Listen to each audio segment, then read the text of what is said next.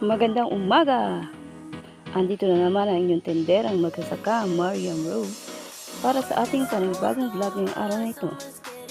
Ngayong araw na ito ay magtatanim tayo ng sakurab o palapa.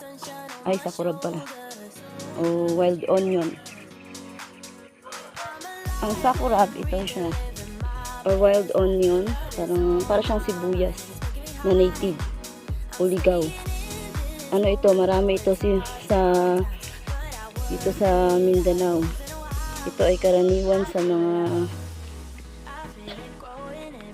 pagkain dito sa Lanao del Sur. Pagkain ng mga Maranao. Ginagawa nila itong palapa. Masarap itong lagyan ng sili at igigisa.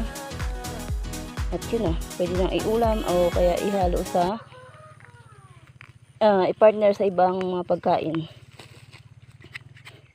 Yan po. Magkatanim tayo ngayon doon. Tara. Let's go.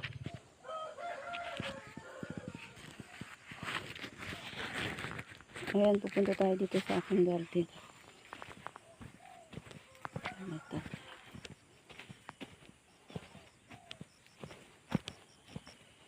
Ayan. Nakapagpisan ako kanina. Ayan.